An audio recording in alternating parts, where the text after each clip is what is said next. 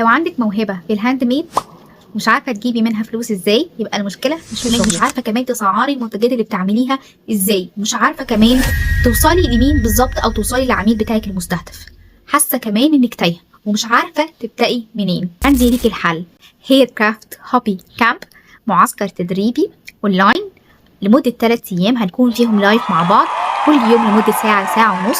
هنتعلم فيه ايه؟ هنتعلم فيه تختاري عميلك صح، وازاي تبدأي مشروعك خطوة بخطوة، ازاي تسعري منتجاتك من غير ما تظلمي نفسك، ازاي تحسني صفحتك وتزودي التفاعل، وازاي تحولي شغفك لبزنس حقيقي من البيت. مش بس كده، هيكون معانا تمبلتس، فري تمبلتس تقدري ان انت تستخدميها عشان تطبقي كل خطوة احنا بنتعلمها خلال البوت كامب.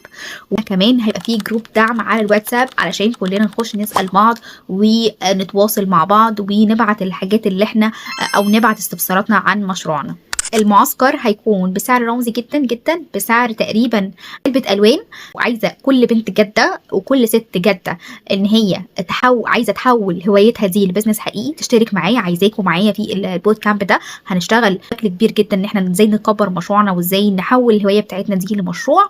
وكمان هيكون في خطوه اعمق وفرصه كبيره جدا جدا ان انت تكبري مشروعك اكتر من خلال البرنامج التدريبي الكامل اللي هنعلن عنه داخل المعسكر التدريبي ده. وحاسه ان ده الوقت المناسب وعايزه تكسري دايره التسويف دي كلها وتبطلي شويه تاخير وتبطلي كسل وتبطلي اوفر ثينكينج في المشروع بتاعك ده، عايزه تبتدي فعلا، اكتبي لي في الكومنت عايزه المعسكر او مهتمه ان انا اكون معاكم، وانا هبعت لك على طول اللينك بتاع التسجيل وتخشي على طول معانا تحضري البوت كامب ده.